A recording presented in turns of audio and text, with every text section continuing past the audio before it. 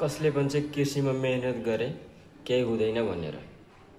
आफ्नै नगरपालिका, आफ्नै ओडा, आफ्नै टोलमा बसोबास गर्ने श्री बमबहादुर डङ्गरा थारूले कृषिमा गरेको मेहनत देखेर हामी प्रदेशमा बस्ने किसानहरूको मन चौडाउनुपर्छ। उनीबाट हामीले पाठ सिक्नुपर्छ है त।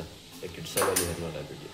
धन्यवाद। 10 वर्ष भारतको पुनामा रोजगारी गरेर नेपाल फर्किएका बमबहादुर डगौरा थारूले कैलालीको लम्कीचुवा नगरपालिका वडा नम्बर 8 मालभंगा गौतम टोलमा व्यावसायिक रूपमै तरकारी खेती गरेका छन्। 4 वर्षदेखि कृषि कर्ममा निरन्तर खटिएका बमबहादुर भन्छन् इन्डियाको जागिर भन्दा नेपालको तरकारी खेती आनन्द छ। यो टनेल हजुरको 40,000 हजुर आफ्नै लगानी सर।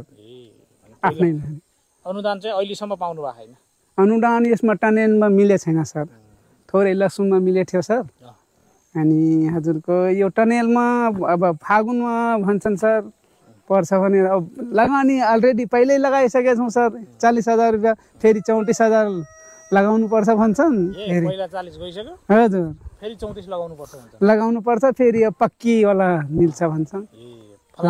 हजुर फलामको पहिले मिल्थ्यो त कति राम्रो हुन्थ्यो। त्यही त सर पहिला मिल्दिए त कति हजुरको अब सहज हुन्थ्यो सर। बन्दा, काउली, फूलगोपी, टमाटर, खुर्सानी, केराउ, मुला लगायतका तरकारी बारीमा लगाएका छन्। बङ्गुर र बाख्रा पालन पनि सँगै गरेका छन्। स्वदेशमा सम्भावना खोजेर कृषि कर्मबाटै बमबहादुरले परिवार पालेका छन्। आज हामी लम्कीचुवा नगरपालिका वडा नम्बर 8 मलभङ्गामा छौँ। बमबहादुर डगौरा थारूले कृषि पेसा गर्नुभएको छ, तरकारी खेती गर्नुभएको छ, बाख्रा पालन गर्नुभएको छ। किसानहरू आफ्नो मेहनत आफ्नो प्रयासबाट आत्मनिर्भर र स्वरोजगार हुने एउटा अभ्यासमा छन्, एउटा यो निरन्तरतामा छन्।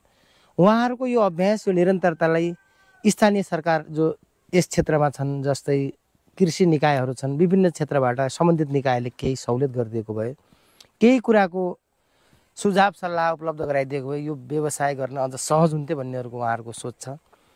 कृषि पेसा आफैमा आफू पनि बाँच्ने, अरूलाई पनि बचाउने पेसा हो। अन्य पेसा केही समय थप्प रहे पनि, जस्तो कोरोना कालमा संसार थप्प रह्यो, केही फरक परेन। कृषि पेसा थप्प हुने बित्तिकै मान्छेको जनजीविकामा ठुलो असर पर्छ, मान्छेको दैनिकीमा ठुलो असर पर्छ। त्यसैले कृषि क्षेत्रलाई, कृषकका कुरालाई महत्त्व र प्राथमिकतामा राखेर सबैले अगाडि बढ्नुपर्छ भन्ने कुरालाई हामी विशेष जोड दिन्छौँ। भारतमा बस्दा अर्काको जागिर, तनावको जिन्दगी, आफ्नै खेतमा तरकारी फलाउँदा गर्व लागेको बमबहादुर बताउँछन्। बमबहादुरलाई अहिलेसम्म कसैले अनुदान दिएको छैन। 40,000 खर्च गरेर आफैले बाँसको बम्बा गाडेर टनेल निर्माण गरेका छन्। गाउँमा बिगाको जमिन छोडेर भारतमा रोजगारी गर्नेहरूलाई बमबहादुर थारू उदाहरण बन्न सक्छन्। हजुरको यो हाम्रो उत्पादन गरेको चिज हजुरको जस्तै अब यो टमाटर नि भइगयो हजुरको एकदम लास्ट 0 रेट छ सर। अब हाम्रो व्यवस्था हजुरको यो कोल्ड स्टोर भइदिए त राम्रो हुन्थ्यो सर। अरू हजुरको समयमा बिया मिलिदिएपछि, हजुरको समयमा टनेल हजुरको मिलिदिएपछि राम्रो हुन्थ्यो। हजुरको जोगाउन पनि सकिन्थ्यो। हजुरको यो खेतीमा कति बाली जति गरिराख्नु भएको छ? हजुर कति बाली लगाउनुहुन्छ यो चाहिँ? यो तरकारी सर यो अब जस्तो कति खेती जति गहुँ पछि केही लगाउनुहुन्छ कि? गहुँ पछि हजुरको धान हुन्छ, अनि अल्को ठाउँमा फेरि तरकारी हुन्छ सर। करैला भइगयो, हजुरको बोरी भइगयो, टोरिङ्गल भइगयो, अरू धनिया भइगयो सर। आफ्नै जमिनमा सिङ्गो परिवार मिलेर काम गर्न सक्यो भने नेपालमै जीवन चलाउन सकिन्छ भन्ने गतिलो उदाहरण बमबहादुर बनेका छन्।